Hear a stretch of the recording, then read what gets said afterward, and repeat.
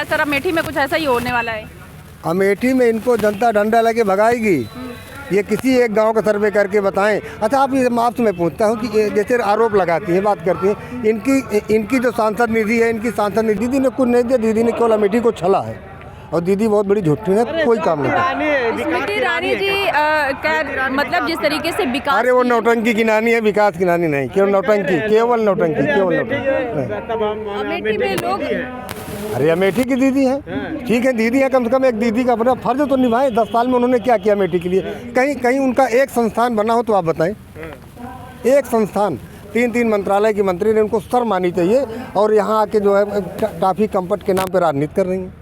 और उनका एक शब्द बताएं आप कि आज तक उन्होंने जितना भी बयानबाजी की हो, बिना राहुल गांधी के नाम से जनता को संबोधित करते हुए विकास की एक बात बताएं कि मैंने ये किया, कोई काम उनके पास। इस बार अमेठी में राहुल गांधी को नाक चढ़वा देंगे, इस बार स्मृति ईरानी जी का बयान आया हुआ है। उन्होंने कहा कि 2024 में राहुल जी को नाक रगड़वा देंगे, तो क्या उस पर आप क्या कहना चाहेंगे? क्या ऐसी अभद्र नाक तो उनकी सरकार नहीं रगड़वा पाई।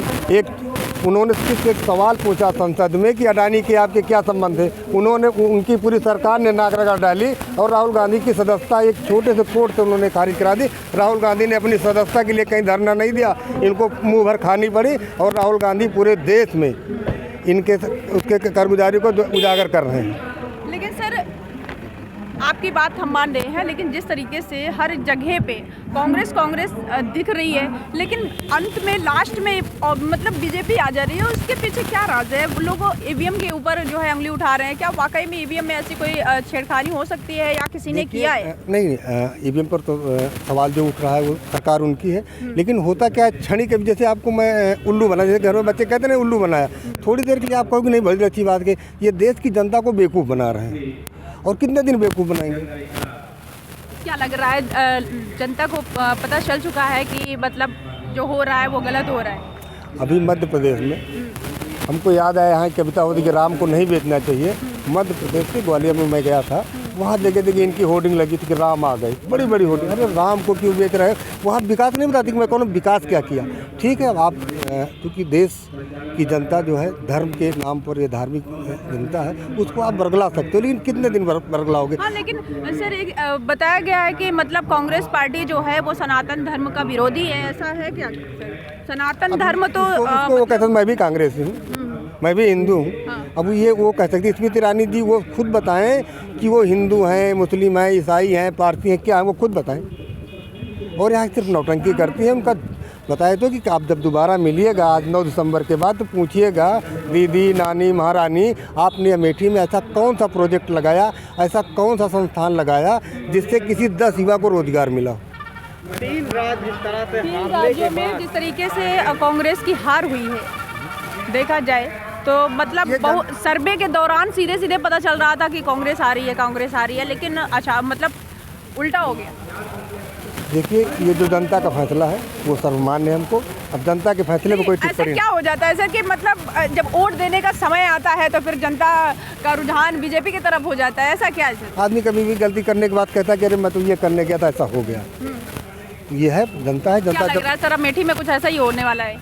अमेठी में इनको जनता डंडा लेके भगाएगी, ये किसी एक गांव का सर्वे करके बताएं। अच्छा, आपसे मैं पूछता हूं कि जैसे आरोप लगाती हैं, बात करती हैं, इनकी जो सांसद निधि है, इनकी सांसद निधि कहाँ है? इनकी सांसद निधि कहाँ जाती है? जिला पंचायत को जाती है, जहां पर एक 31% कमीशन है, और इनका कुछ नहीं, इनके पास सिर्फ मजारिया, दुराचारी, गुंडे, अपराधी, इन्हीं का जमावड़ा रहता है। और हम तो कहेंगे कि आपके चैनल के माध्यम से कहेंगे कि इनके 5 दौरों को उजागर करें, कि इनके जहाँ कार्यक्रम है इनके आसपास कौन से लोग हैं। जिलाधिकारी महोदय उनको चिट्ठी जारी करते हैं कि अपराधी है, मदारिया, दुराचारी है, और माननीय सांसद जी आती है तो उनके आसपास वही लोग खड़े मिलते हैं।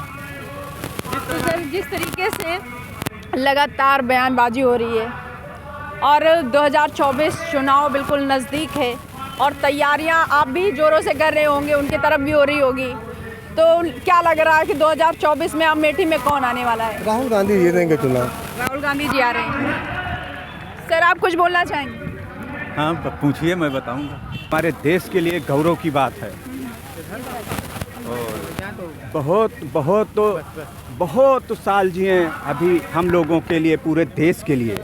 सोनिया जी की सोच विचारधारा कांग्रेस पार्टी की है, इस देश को बचाए रखे।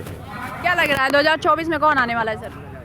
2024 में कांग्रेस पार्टी, राहुल गांधी जी। आप क्या कहना चाहेंगे? 2024 में राहुल गांधी अमेठी के सांसद होंगे हाँ। और इस लड़ाई में स्मृति ईरानी का जो भी झूठा बयान, झूठे वादे हैं जो अमेठी में आज तक कुछ नहीं किए, बस बड़े बड़े लेक्चर दे कर के कोई सुविधा नहीं है। हमारे कई सारी ट्रेनें रद्द हो गई हैं। कहीं भी आप किसी चौराहे पर, किसी मोड़ पर जाके आप सर्वे कर सकते हैं। स्मृति ईरानी जी कह रही हैं कि लगातार विकास किया जा रहा है अमेठी में। स्मृति ईरानी जो भी बोल रही हैं उनका अपनी सोच है, लेकिन मैं अपनी सोच जहाँ तक मैं जानता हूँ। हाँ। भैया सिलेंडर वगैरह तो मिल रहा होगा, अब सही बताइएगा, झूठ नहीं बोलना। सही हम बता रहे हैं। हाँ। माता जी आप आ जाओ इधर। सिलेंडर अमेठी के बारे में कुछ बोलने लायक शब्द बचा ही नहीं है। बस समय आएगा, समय बलवान होता है। दिल तो टूट गया होगा जब एमपी में हार गई कांग्रेस। दिल नहीं टूटा, कुछ नहीं हुआ। नहीं टूटा। ये तो आना जाना लगा रहता है। जज्बा है, जज्बा है, जोश है, सब कुछ है। तो अच्छा